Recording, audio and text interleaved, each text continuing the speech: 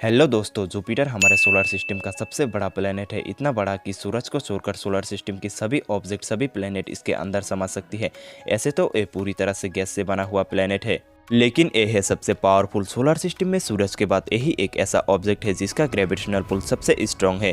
इसके पीछे की एकमात्र वजह है इसका बिग साइज। तो फिर सोचो, अगर जुपिटर का साइज छोटा होता, जुपिटर धरती के बराबर के साइज का होता, तो फिर सोलर सिस्टम का क्या हालत होता, जुपिटर की सभी चंद्रमाओं के साथ क्या होता, इसके हमारे सोलर सिस्टम पर क्या असर होता, और सबसे इम्पोर्टेंट क्वेश्चन, इसके हमारे जीवन पर कैसा इफेक्ट होता।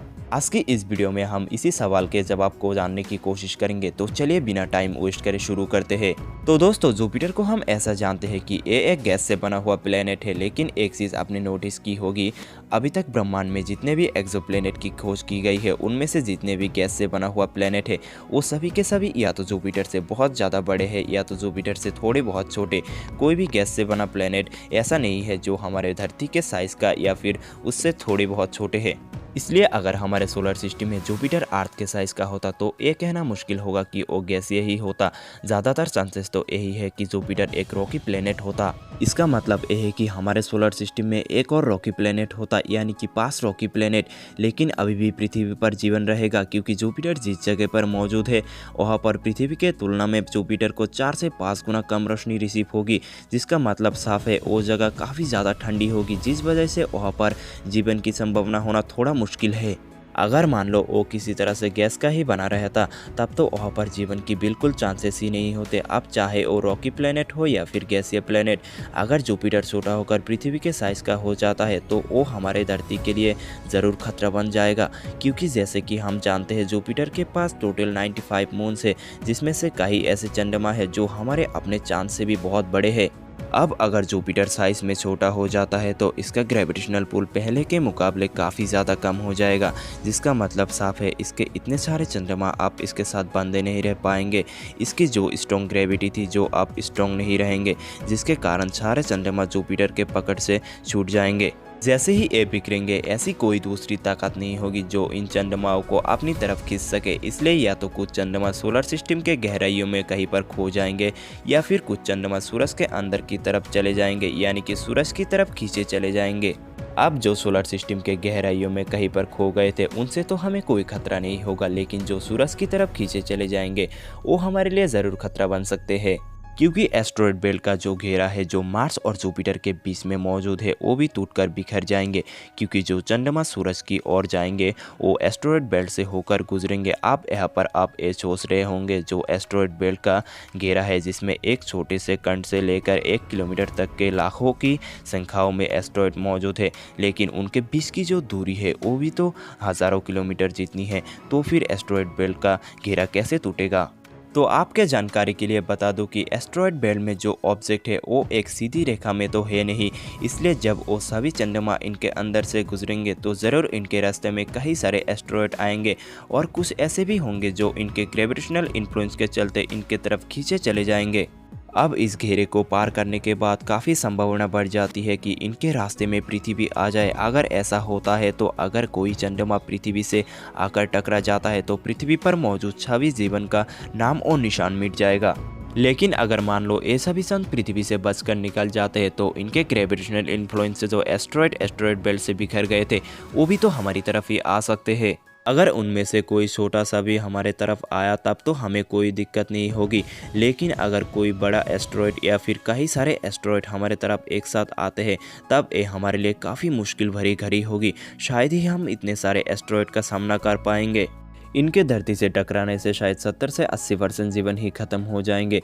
जो भी बचा कुचा जीवन अगर बचेगा वो या तो समुद्र के गहराइयों में बचे होंगे, या फिर कुछ बिलियनियर इंटेलिजेंट इंसान जो बंकरों में छुपे रहेंगे।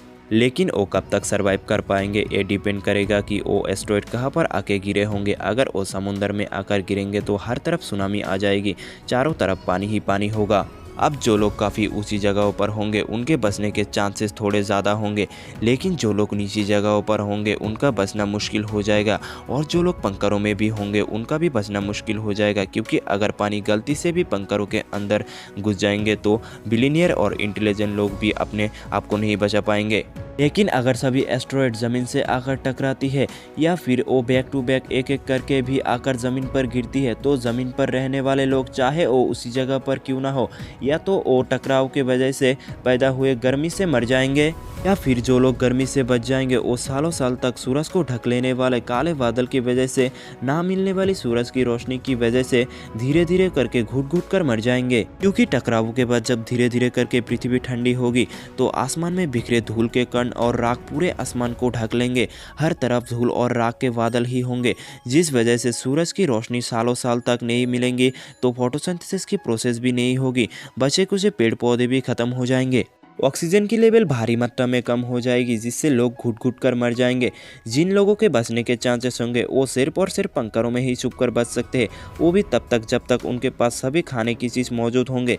जैसे ही खाने की चीज़ खत्म हो जाएंगे एक एक करके सभी मर जाएंगे। अगर मान लो चंद्रमा और एस्ट्रॉयड बेल्ट से छिटके हुए एस्ट्रॉयड धरती को बिना टच किए ही निकल जाते हैं, तभी धरती के लिए खतरा कम नहीं होगा, और वो खतरा भी एस्ट्रॉयड से ही होगा, मगर वो एस्ट्रॉयड बेल्ट वाले से नहीं बल्कि सोलर सिस्टम के आउटर रीजन से आने वाले एस्ट्रॉयड से होगा। क्योंकि जैसे कि हम जानते हैं जुपिटर की स्ट्रॉन्ग ग्रेविटेशनल पुल की वजह से बहुत से आउटर रीजन से आए हुए एस्ट्रॉयड जो धरती को अपना निशाना बना सकते थे वो जुपिटर की ओर खींचे चले जाते हैं। हालांकि सभी तो नहीं, लेकिन बहुत से ऐसे एस्ट्रॉयड के खतरों से जुपिटर धरती को प्रोटेक्ट करता था। लेकिन अब जुपिटर साइज में धरती जितना हो जाएगा तब वो उन सभी एस्ट्रॉयड को अपनी तरफ नहीं खींच पाएंगे जो धरती की तरफ बढ़ रहे होंगे, क्योंकि अब इसके ग्रेविटेशनल पुल काफ़ी कमज़ोर हो जाएगा।